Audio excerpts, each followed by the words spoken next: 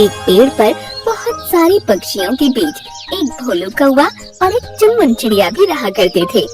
चिड़िया सवेरे सूर्योदय होते ही अपने घोंसले से उड़ जाती थी और बाहर दाने खाती और बच्चों के लिए घोंसले में भी लाती थी। कौवा बड़ा हो गया था लेकिन वो कहीं नहीं जाता था। उसकी माँ खाना लाती थी और उसे खिलाती थी। दूसरे पक्षियों के साथ साथ पेड़ को भी बड़ा आश्चर्य होता था। एक दिन पेड़ ने उसे समझाया, अरे भोलू, इतना आलस ठीक नहीं है। तुम बड़े हो गए हो, अपनी माँ पर कब तक आश्रित रहोगे? तुम्हें तो इधर उधर उड़कर जाना चाहिए और अपना दाना लाना चाहिए और खाना चाहिए। तुम्हारी माँ बेचारी कितनी बार परेशान होती है और तुम्हारा पेट है कि भरता ही नहीं है। पेड़ काका, क्यों मुझे इधर उधर भगाना चाहते हो? मैं आपको छोड़कर कहीं नहीं जा सकता हूँ। मोनू बंदर ने कई बार भोलू कौवे को उसी पेड़ पर बैठे हुए पाया, लेकिन उसको भी समझ में कुछ नहीं आया कि ये भोलू पेड़ पर ही क्यों पड़ा रहता है। जंगल के राजा शेर को भी ये बात मालूम पड़ी, तो उसने जाहिर किया कि अगर भोलू को कोई यहाँ से हटा दे तो उसे इनाम मिलेगा। सभी बंदर प्रयास करने लगे, लेकिन भोलू कौवे को पेड़ से नहीं हटा पाए। वो एक डाल से फुदक कर दूसरी डाल पर चला जाता। सभी बंदर हार गए। तब एक दिन दुन्ना हाथी आया और उसने दावा किया कि वो भोलू को हटा कर ही रहेगा। दुन्ना हाथी भोलू हटाओ के प्रयास में जुट गया। दूसरे दिन सभी लोगों ने आश्चर्य के साथ देखा कि भोलू उस पेड़ से दूर हवा में उड़ता चला जा रहा था। ये चमत्कार कैसे हुआ? भोलू को यहाँ से किसने हटाया? मैंने हटाया। मैंने पेड़ की वो डाली तोड़ी जिस पर भोलू बैठा था। इसके बाद वो दूसरी डाली भी तोड़ डाली। इस तरह से भोलू जिस जिस डाली पर बैठता मैं उसे तोड़ता जाता। भोलू के पास भागने के सिवा दूसरा चारा नहीं बचा। टुन्ना हाथी ने मेरी कई डालियाँ तोड़ दी, लेकिन मैंने बर्दाश्त कर लिया। ये तो अच्छा हुआ कि भोलू कौवा उड़कर चला गया। अब वो अपने लिए राह खुद बनाएगा, आलस के जाल से बाहर आएगा। शेर बहुत प्रसन्न हुआ और उसने दुन्ना हाथी को इनाम भी दिया। ये भोलू कौवा माँ का सहारा पाकर आलसी हो गया था। उसकी मम्मी पेड़ पर बैठे बिठाए उसे खाना लाकर दे देती थी और वो मजे से पड़ा रहता था। यही उसकी दिनचर्या बन गई थी। मैंने डाली तोड़कर उसे यहाँ से हटने पर मजबूर कर दिया। अब वो जिंदगी का अनुभव स्वयं लेगा। वो अब आलस के पिंजरे से बाहर आ गया है। अपने भोजन का प्रबंध खुद करेगा। सुख और दुख दोनों जीवन में आते हैं और उसे भी इसका ज्ञान मिलेगा। हर किसी को अपना काम स्वयं करना चाहिए। दूसरे पर आधारित रहकर आलसी बन जाना सदैव हानिकारक होता है। आलस स्वास्थ्य और मानसिक स्थिति पर बहुत बुरा प्रभाव डालता है और जीवन में सदैव असफल रह जाता है और प्राणी जीवन में सदैव असफल रह जाता है। बहुत दिनों पहले की बात है। एक घने जंगल में कृष्ण नाम का खरगोश रहता था। उसकी सगी माँ नहीं थी। वह अपनी सौतेली माँ और पिता के साथ रहा करता था, पर उसके माता पिता कृष्ण खरगोश से बहुत नफरत किया करते थे क्योंकि वह काला था। एक दिन की बात है। उसकी सौतेली माँ बोली, कृष्ण, तुम सुबह सुबह मेरे सामने मत आया करो। बिल्कुल गंदे लगते हो। कमबख्त, पूरा दिन मेरा खराब कर देता है। माँ, मुझे जोरों की भूख लगी है, इसलिए मैं किचन में आया हूँ। चल भाग यहाँ से बाहर। खाने को तेरी नजर ना लगे। जब हम लोग खा लेंगे तब तुझे बुलाएंगे। माँ, तुम तो मुझे हमेशा डांटती रहती हो और भैया को देखो कितना प्यार करती हो। चुप कर करम जले।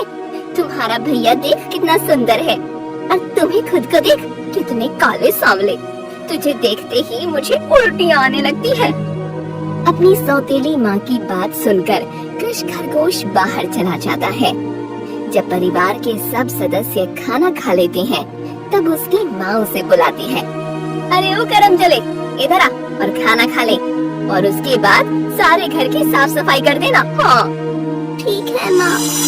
जब कृष्ण खरगोश खाना खाने आता है तो उसे बासी खाना दिखाई देता है। ये क्या माँ?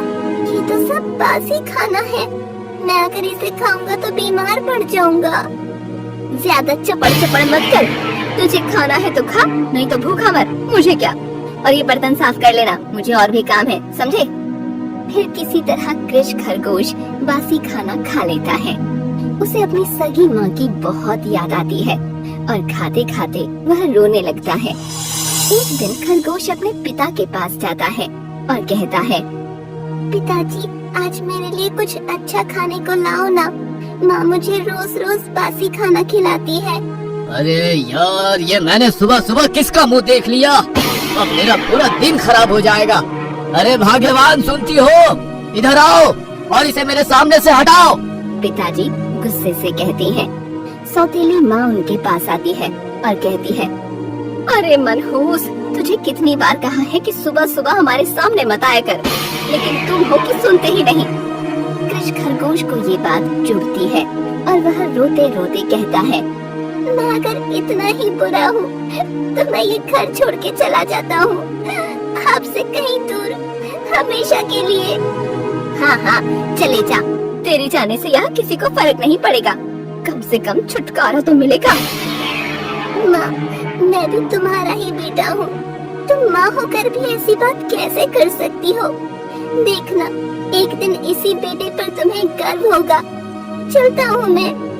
और ऐसा कहकर काला खरगोश सच में घर छोड़कर चला जाता है। कृष खरगोश चलते चलते पास के एक जंगल में पहुँचता है।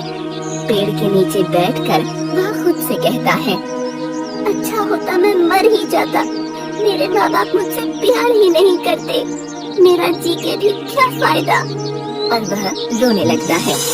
कुछ दिनों के बाद कृष खरगोश का भाई चलते चलते इसी जंगल में आ जाता है, लेकिन वह सुंदर होने के कारण एक शिकारी की नजर में पड़ जाता है और शिकारी उसे पिंजरे में बंद कर लेता है। और कुछ देर के लिए खरगोश पकड़ने हेतु एक पेड़ के नीचे बैठ जाता है और बीड़ी जलाने के लिए माचिस जलाता है और आधी अधूरी माचिस वहीं जमीन पर फेंक देता है। लेकिन घास सूखी होने के कारण वहाँ आग लग गई।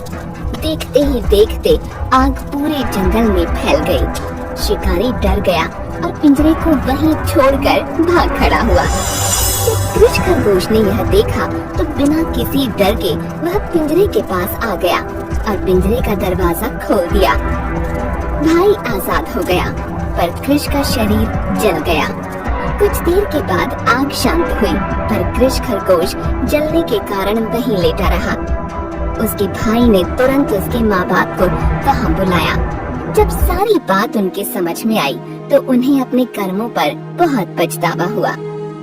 बेटा, मुझे माफ कर दे, मैं न जाने कितने अत्याचार तुम पर करती रही, लेकिन तुमने अपने भाई को बचाने के लिए खुद अपनी जान की बाजी लगा दी। तुम्हारे जैसा भाई और बेटा इस दुनिया में कभी नहीं हो सकते, हमें माफ कर दो बेटा। माँ रोते रोते बोली। लेकिन कृष खरगोश अब इस दुनिया से जा चुका था, हमेशा हमेशा के लिए। दोस्तों, कैसी लगी ये कहानी जरूर बताइए। एक दुबला पतला सियार भूख से परेशान होकर जंगल में चारों तरफ घूम रहा था। उसे चक्कर आने लगा था। जब चारों तरफ कुछ नहीं नजर आया तो वो एक जगह बैठकर घास खाने लगा। उसी समय वहाँ एक शेर आ गया। अरे सियार, ये मैं क्या देख रहा हूँ? ये क्या गजब ढा रहे हो? एक मांसाहारी प्राणी होकर तुम घास खा रहे हो। सियार ने झट से अपनी चाटुकारिता वाला दिमाग चलाया और शेर के सामने सर झुका दिया। महाराज की जय हो। महाराज, वैसे तो आपके राज में प्रजा बहुत सुखी है, लेकिन आपका ये दास बहुत दुखी है। मेरे शरीर का ढांचा देखकर आप अंदाजा लगा सकते हो। भूख के मारे बहुत बुरा हाल था। जब भूख बर्दाश्त नहीं हुई तब घास खाने की नौबत आ गई। अरे रे रे रे रे रे रे, ये बात है।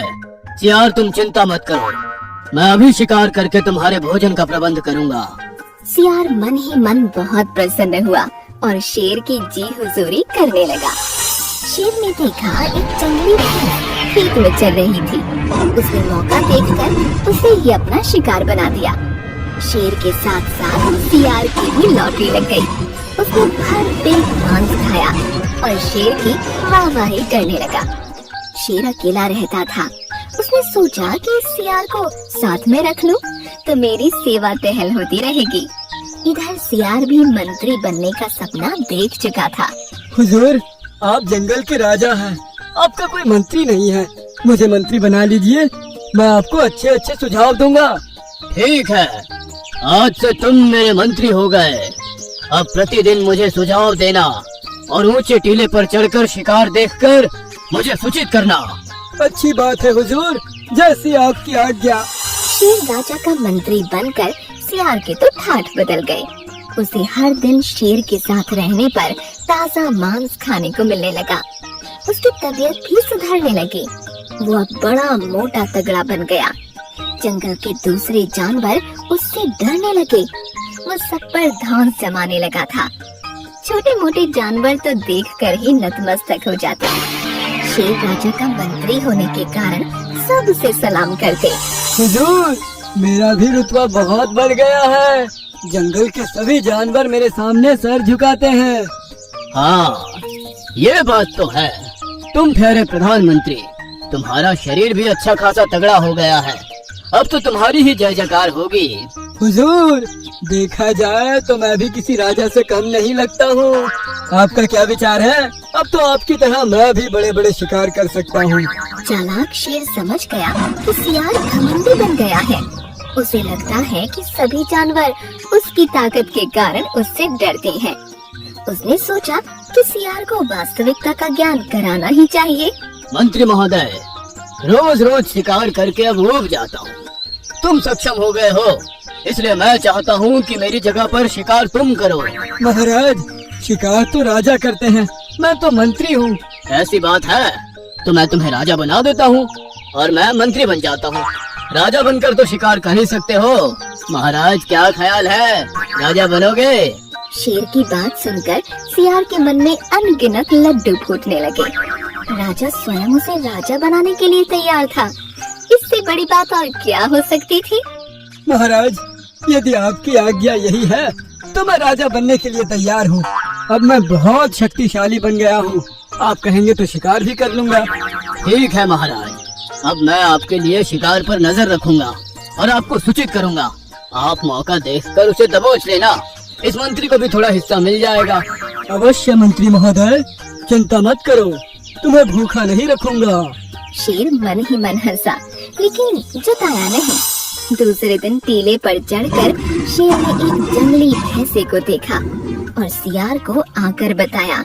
हे जंगल के राजा, मैंने एक तगड़े भैंसे को अभी देखा है।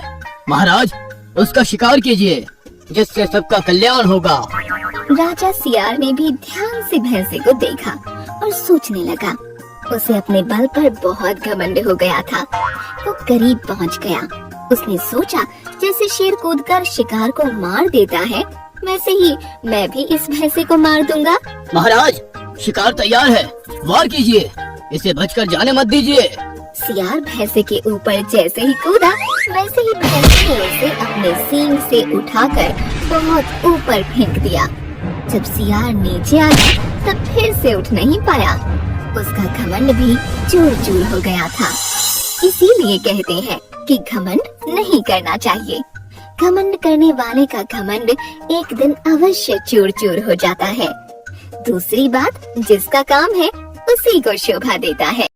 हमारे चैनल को सब्सक्राइब करो और ऐसी अच्छी अच्छी वीडियोस पाओ। अब मैं चलता हूँ यहाँ से, बाय बाय।